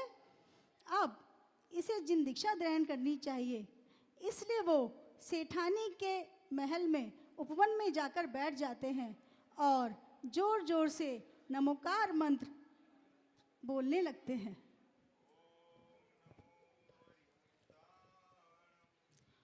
ओम नमो सिद्धाराम, ओम नमो हरियाणाम, ओम नमो वज्रायाणाम, नमो लोए सव्यसाहुणम। अरे ये मधुर वाणी कहाँ से आ रही है? यह तो बहुत ही मधुरमय संगीत है, मुझे इसे सुनना ही होगा। अरे अरे यहाँ तो कोई शांत मुद्रा में व्यक्ति बैठे हैं, मुझे इनको देखने अवश्य जाना होगा। और जैसे ही सुकमाल मुनिवर को देखते हैं, उसे अपने सारे पूर्व के भाव याद आ जाते हैं और वो सोचते हैं अब जिन दीक्षा लेनी चाहिए, और वो चोरी छुपे मुनिवर के पास पहुंच जाते हैं। नमोस्तु गुरुदेव, नमोस्तु। आशीर्वाद आशीर्वाद। हे वत्स, अब तुम्हारे आयु के सिर्फ 3 दिन शेष रह गए हैं, इसलिए अब तुम मेरी मानो और तुम इस संसारिक मोह को छोड़ जिन दीक्षा को धारण करो और अपने जीवन को सार्थक करो। जो आज्ञा गुरुदेव। और फिर सुकमाल सिर्फ 3 दिन आयु शेष जान गुरुवर के समक्ष ही जिन दीक्षा धारण कर लेते हैं। वो सुकमाल जिन्होंने इतनी कोमलता से जिन्हें उनकी माँ ने पाला था, कभी बाहर का कोई दुख नहीं मिला था, जो कमल पत्रे पके हुए चावल ही खाते थे, जिन्हें दीपक की लौ भी आँख में पानी ला देती थी, ऐसे सुकमाल मुनि आज जिन दीक्षा ग्रहण कर रहे हैं, ये विधि का विधान, इसे कोई नहीं डाल सकता। जो होना है वो होकर रहता है। और सुकमाल गुरुवर के सामने ही जिन दीक्षा लेकर धीरे धीरे वन की ओर प्रस्थान करते हैं। इतने सुकमाल जिसने कभी कुछ भी बाहर का देखा नहीं, कोई भी कष्ट, आज वो जंगलों में चल रहे हैं, बिना किसी की परवाह किए अपनी आत्मा में लीन जंगलों में चले जा रहे हैं। और उनके पैरों में कांटे चुभ रहे हैं, पर कोई परवाह नहीं। कांटे चुभते चुभते पैरों से खून निकल रहा है, पर कोई परवाह नहीं, अपनी आत्मा की धुन में लीन चले जा रहे हैं अपने मनुष्य भव को सार्थक करने। और धीरे धीरे जंगल में पहुंचकर वो एक गुफा के सामने खड़े हो जाते हैं और आत्म ध्यान में लीन हो जाते हैं।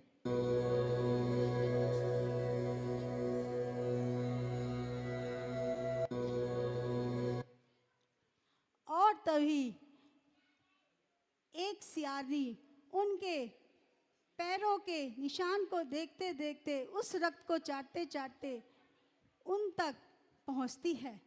ये भी पूर्व भव के ही कर्म हैं जो अभी सुकमाल को काटने शेष हैं।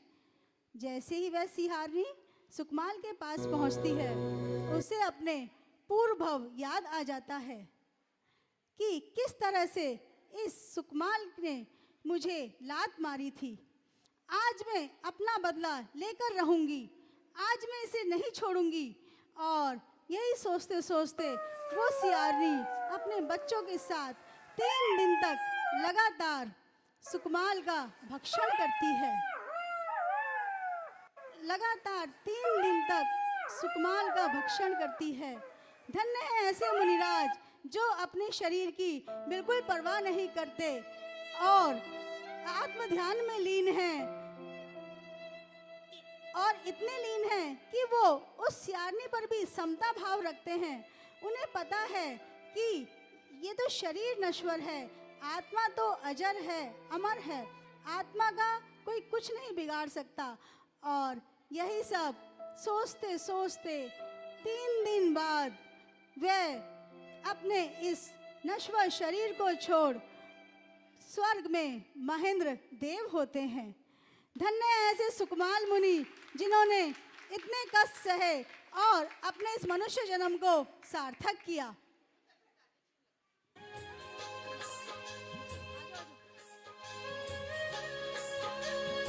आजा।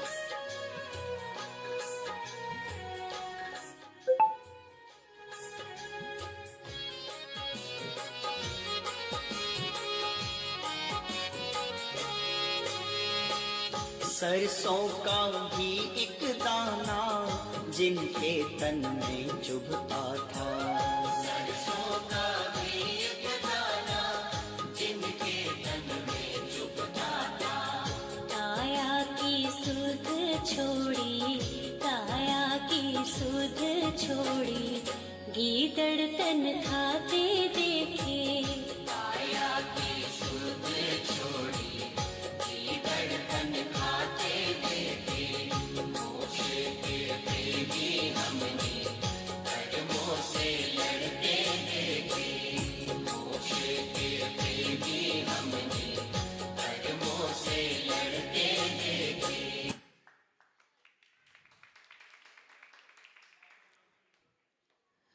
तो आइए अब देखते हैं किस तरह से एक माँ अपने बच्चे को फिर से कुछ सिखाती है।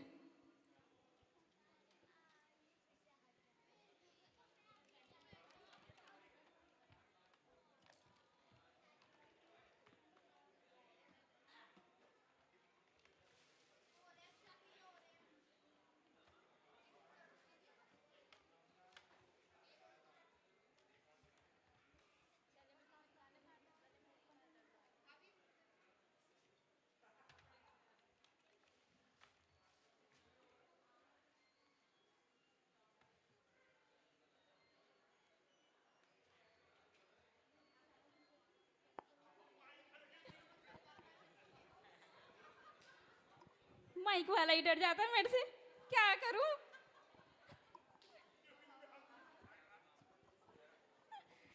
लल्ला, ओ लल्ला, अरे ओ लल्ला, कहाँ गया? अरे ओ लल्ला, कहाँ गया तू?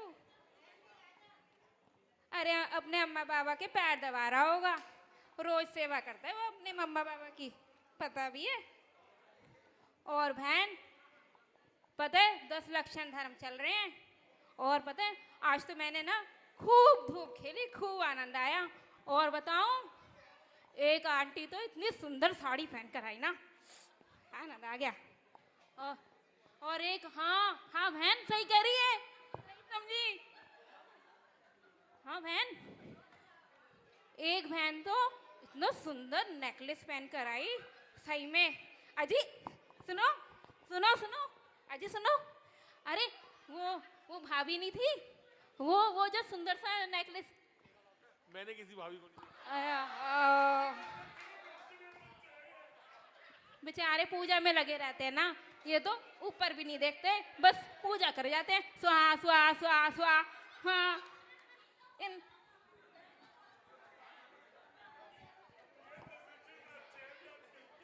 मेरे पति बहुत सीधे हैं। हाँ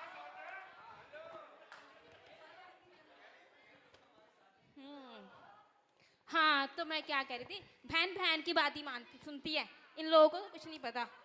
तो उसका नेकलेस तो मुझे बहुत सुंदर आया, फिर ना मैं भी ऐसे लेकर आऊंगी, है ना। अच्छा चलो चलो, मैं अपने लल्ला को ढूंढ रही थी। हाँ, अरे लल्ला, ओ लल्ला, अरे बाबूजी आपने देखा क्या मेरे लल्ले को? अरे वाह, हाँ इसे तो ढूंढ रही थी। अरे आजा आजा, हाँ आजा मेरा लल्ला। अरे मेरा ये तो बहुत समझदार बच्चा है, बहुत शर्मीला बच्चा है। हाँ ये तो बहुत अच्छा है। हाँ भाई तू कितना पढ़ा है? मैं तो पढ़ा ही नहीं। हे मेरे भगवान, कैसा चांदी चौक का एरिया है ये। सारे लड़के कवारे और सारे लड़के अनपढ़, कैसे होगी इनकी शादी?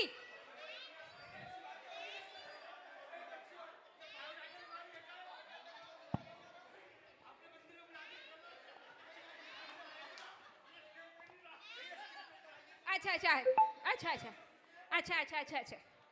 आज पता है हमारे पंचायती मंदिर में एक महाआरती हुई थी एलईडी द्वारा, और पता है इतना आनंद आया। अरे बहन, तूने आनंद लिया नहीं लिया? तो बोलो ना, आया कि नहीं आया? और सभी कह रहे थे वंस मोर। अब मेरे तो पसीने छूटे जा रहे और सारा मेकअप भी उतर गया। लेकिन जो भी कहो, एलईडी का प्रोग्राम हुआ बड़ा मस्त था। धन्यवाद अमन भैया। हाँ, कुछ भी कहो, लड़का बड़ा समझदार है हमारा। तेरी भी सुंदर सी बहू लाऊंगी, ठीक है? हाँ बाबूजी, ध्यान रखना जरा बच्चों का।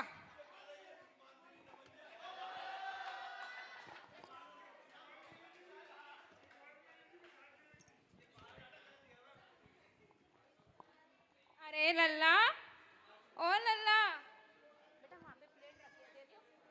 प्लेट और कटोरी रख।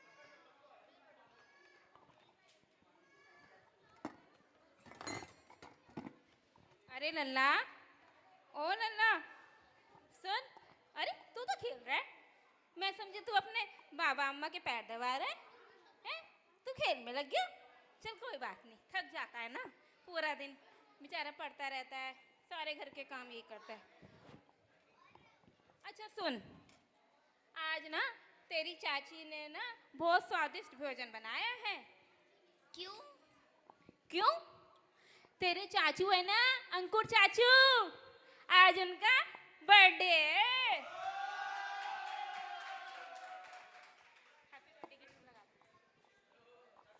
पता है उनका आज जन्मदिन है और इसीलिए चाची ने बहुत स्वादिष्ट भोजन बनाया आज।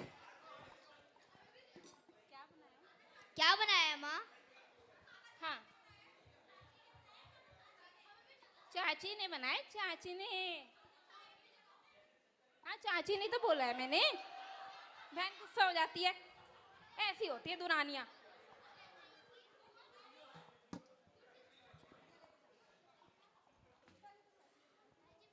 बहुत स्वादिष्ट भोजन बनाया है आज उन्होंने, पता है? हाँ, बहुत अच्छा टेस्टी। माँ क्या बनाया है?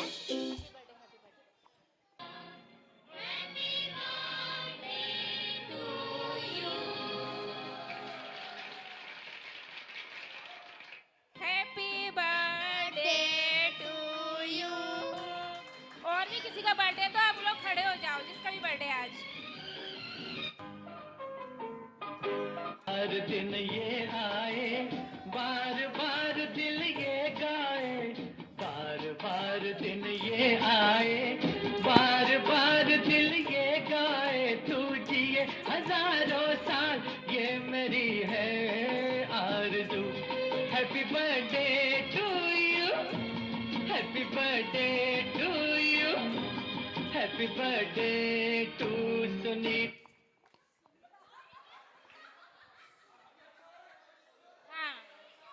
तो बहुत स्वादिष्ट भोजन बताए। पता है क्या बनाया है? क्या माँ? देख, मटर पनीर, सीताफल, बेडमी, और पता है क्या बनाया है? क्या माँ? बूंदी का रायता बनाया है। ओहो, ऐसे क्यों मुंह बना रहा है तू? क्या बना दिया आपने? हैं? तो और क्या खाना था तुझे? इतना अच्छा तो खाना बनाया है। मेरे को तो मीनू आंटी का वड़ा पाव खाना है। आग लगे मीनू आंटी को, हमारे घर के तो चौके बंद कर दिए।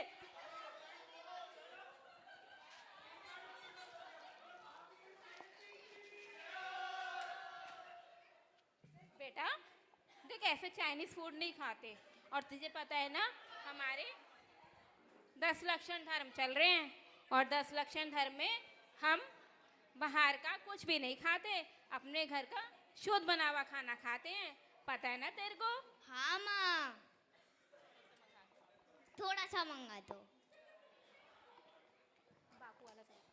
आज आने दे, तेरे बापू नहीं बताना तेरे को, ठीक वही सही करेंगे तुझे। आने दे आज।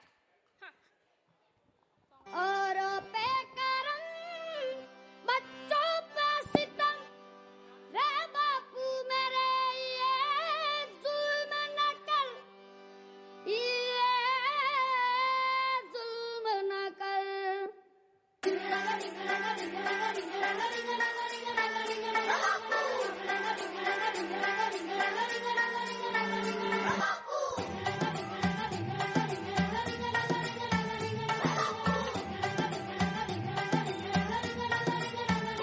बापू सेहत के लिए, बापू सेहत के लिए तू तो हानिकारक है। बापू सेहत के लिए तू तो हानिकारक है। हम पे थोड़ी दया तो कर, हम नन्हे बालक है। हम पे थोड़ी दया तो कर, हम नन्हे बालक है। डिसिप्लिन इतना,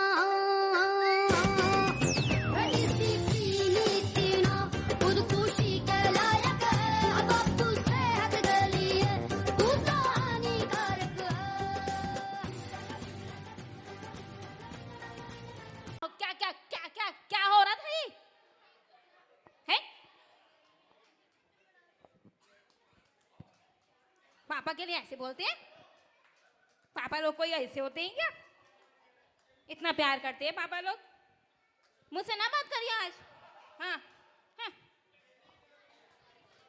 सॉरी सॉरी, अब नहीं कहूँगा। अब जो बनाया आपने मैं खा लूँगा। नहीं रहने दे, कोई जरूरत नहीं है, खा ले अपनी मीनू आंटी का। नहीं, खा लूँगा वो घर का। बोल पक्का बोल, हाँ खाएगा ना? पक्का खाएगा ना? मम्मी थोड़ा सा, है ना? जो मैं है? थोड़ा सा क्या थोड़ा सा? मंगा दो। क्या मंगा दूं? मीनू आंटी। है? चाउमीन? देख देख 10 लाख के बाद मंगा दूंगी, देख पक्का प्रॉमिस। अभी नहीं है ना? तू तो मेरा प्यारा बेटा है। अभी खेल रहे हैं ना, अभी कंडे रख। अभी बाद में। अरे बाबूजी ले लेंगे, छोड़ेंगे नहीं। Don't worry. हाँ है ना? तू तो मेरा बहुत प्यारा बच्चा है ना? है? 10 लाख के 10 दिन कर ले, फिर मंगा दूँ मैं तेरे लिए, है ना? जो कहेगा वो मंगा दूँगी, है ना? ठीक है। हाँ। अच्छा एक बात बता, मैंने तुझे कल एक स्टोरी सुनाई थी, तो तुझे समझ में आई कि नहीं आई? हाँ माँ। है ना? देख, जिसके भाग्य में मुनि बनना है तो वो मुनि ही बनेगा, चाहे आप उसे कितना भी रोक लो।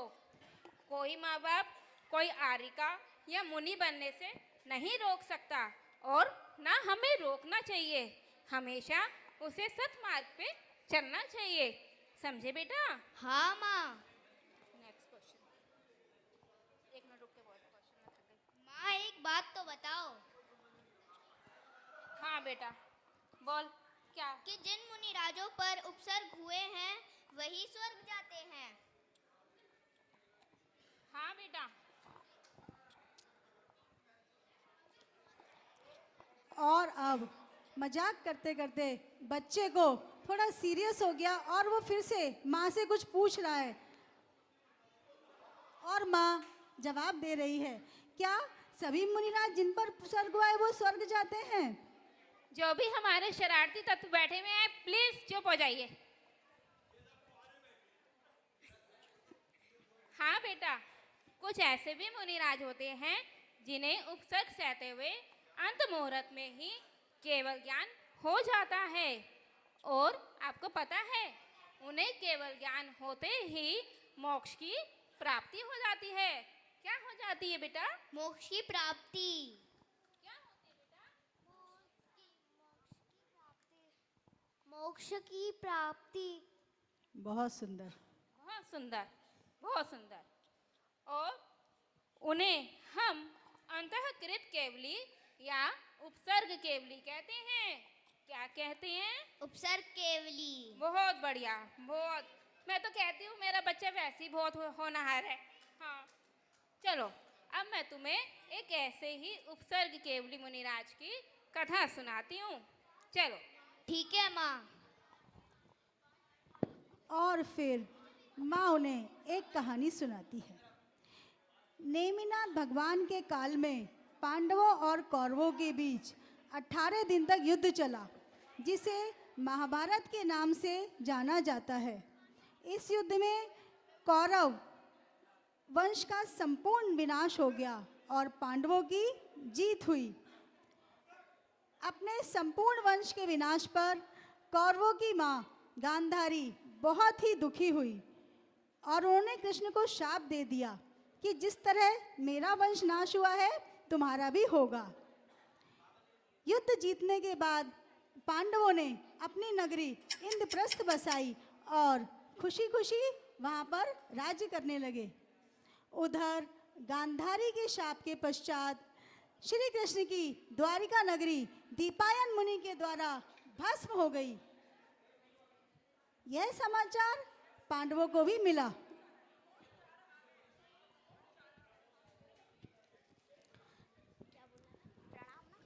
अभी 10-15 मिनट का नाटक और है, मीनू बैठ जाओ।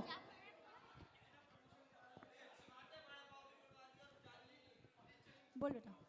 प्रणाम महाराज। महाराज, एक अशुभ समाचार है कि श्री कृष्ण की द्वारिका नगरी जलकर भस्म हो गई है। क्या क्या कह रहे हो तुम दूत?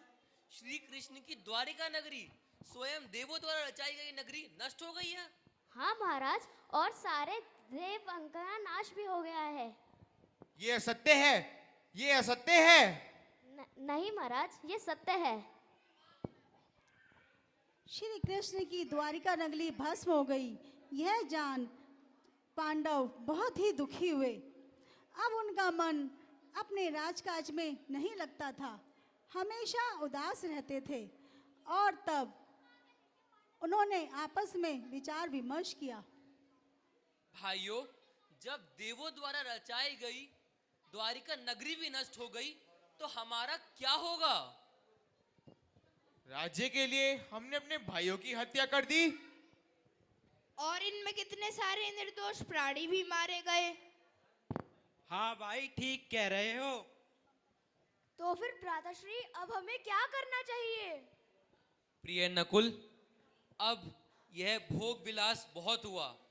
अब हमें संसार त्यागना चाहिए। अब हम जिस धर्म में हैं उसके सच्चे स्वरूप को समझकर अपनी आत्मा में चित्त हो जाना चाहिए। चलो। हाँ भ्राताश्री, आप ठीक कहते हो, हमें अपने जीवन का कल्याण करना चाहिए। और फिर सभी पांडव इस तरह चिंतन करते हैं। तभी वहाँ 22वें भगवान नेमिनाथ का समव शरण आता है। सभी पांडव द्रौपदी, कुंती और माद्री सहित भगवान के समव शरण में जाते हैं।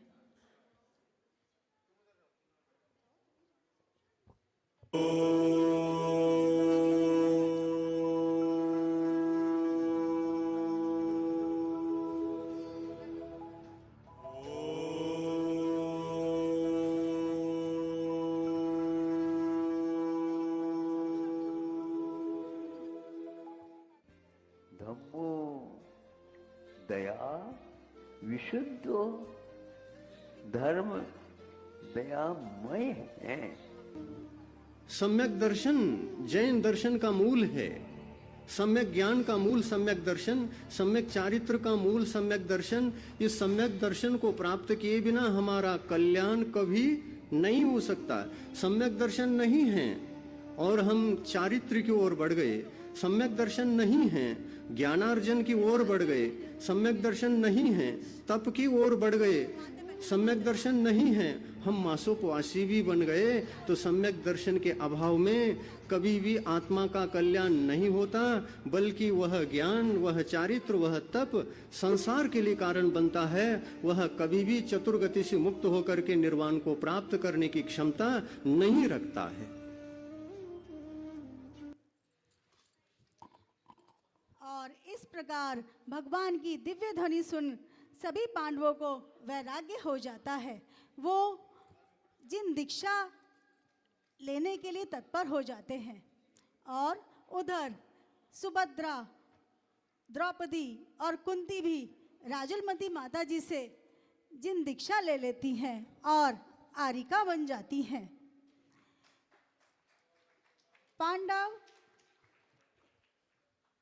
जिन दीक्षा ले रहे हैं और वन में तप करने के लिए जा रहे हैं।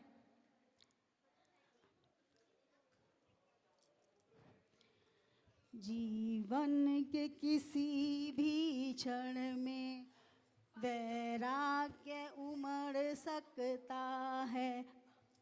भगवान को ले संसार में रह कर प्राणी संसार को तज सकता है। जीवन के किसी भी पल में वैराग्य उमड़ सकता है। संसार में रह कर प्राणी संसार को तज सकता है।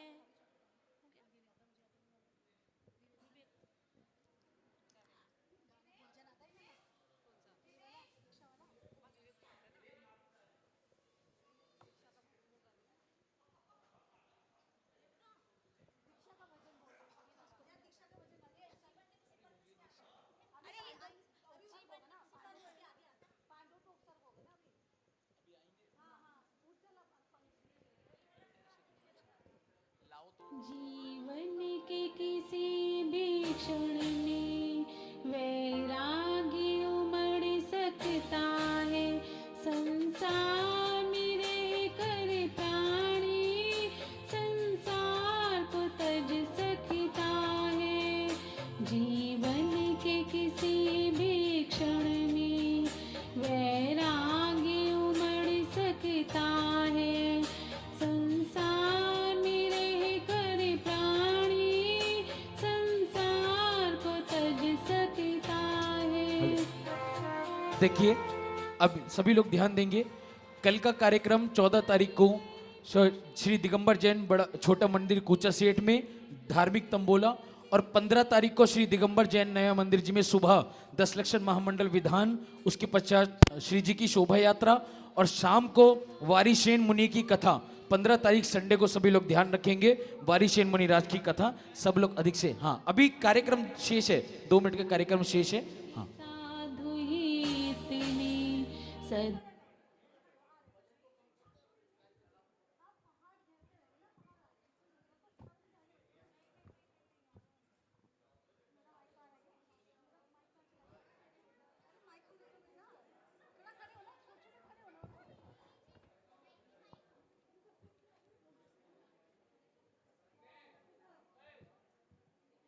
और उधर सभी पांडव पहाड़ी पर खड़े होकर तप कर रहे हैं। बेटा 5 मिनट का रह गया, पांडवों के ऊपर उपसर्ग देख लो, क्या उपसर्ग होता है। सभी बैठ जाओ प्लीज, सभी बैठ जाओ प्लीज। पांडवों के ऊपर सभी पांडव अपनी तपस्या में लीन हैं। तभी वहां पर दुर्योधन का भांजा पहाड़ पर्वत पर सैर के लिए आता है।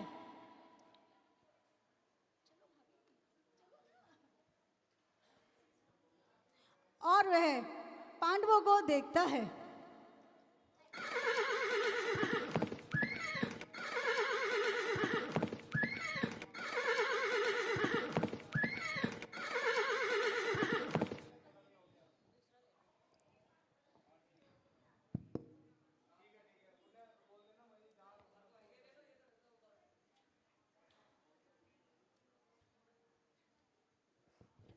पांडव तपस्या कर रहे हैं, अपनी आत्मा में लीन हैं।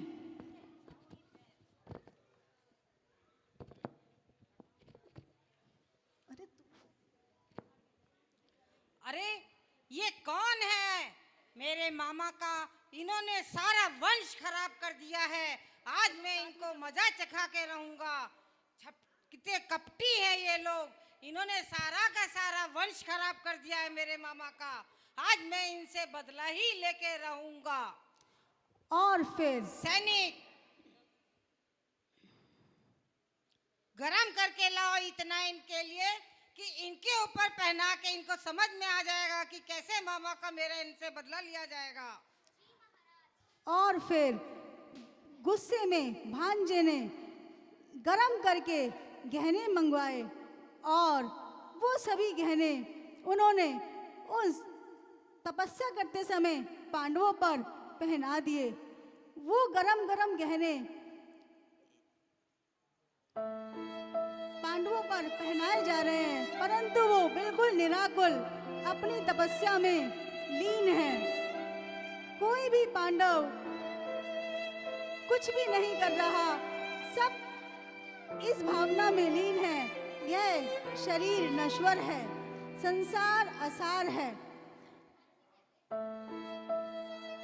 और हम सब यहाँ पर अपने मनुष्य जीवन को सार्थक करने आए हैं। पांडव अपनी तपस्या में लीन हैं और गरम गरम गहने उन्हें पहनाए जा रहे हैं, परंतु उन्हें कुछ परवाह नहीं, अपनी आत्मा में लीन।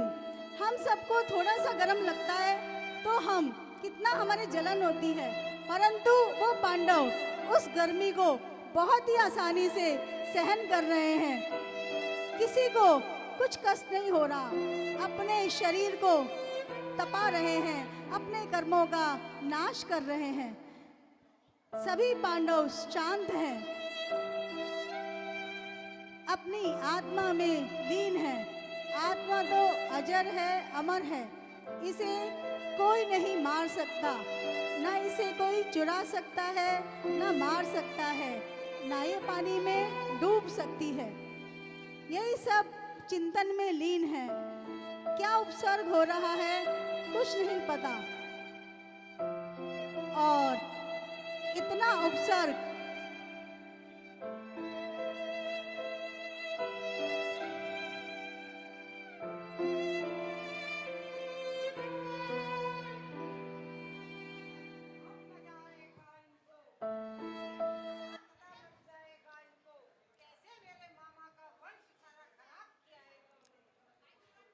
सभी पांडव तपस्या में लीन हैं, उनका शरीर जल रहा है, परंतु कोई विकार नहीं, समता भाव। और इस समता भाव के साथ युधिष्ठिर, भीम और अर्जुन तो स्वर्ग में चले गए और नकुल और सहदेव बस यही सोचता कि पता नहीं भगवान ये कैसे मेरे भाई ये सह रहे होंगे। और फिर वह भी स्वार्थ सिद्धि में देव हुए। जहाँ पर यह घटना घटी वह शत्रुंजय तीर्थ के नाम से प्रसिद्ध है। और इस तरह पांडवों ने उपसर्ग सहकर अपने मनुष्य जीवन को सार्थक किया और केवल ज्ञान और देवगति को प्राप्त किया।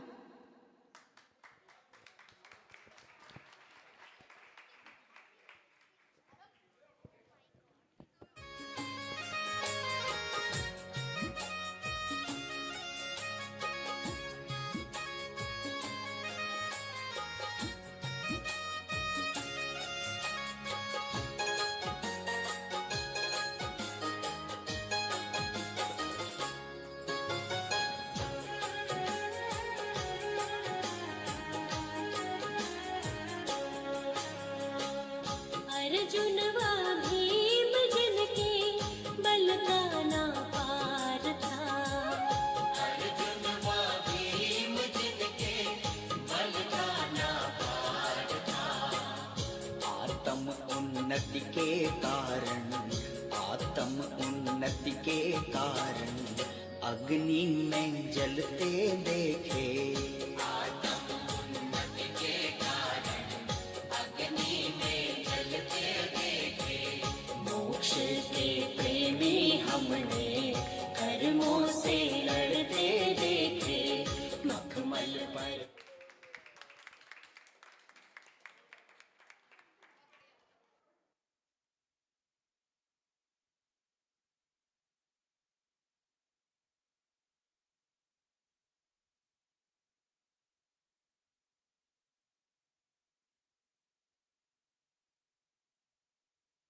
जय।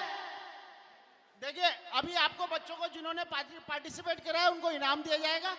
ये नीलम इनाम नाम बोलेगी और ये अपने हाँ आओ जी।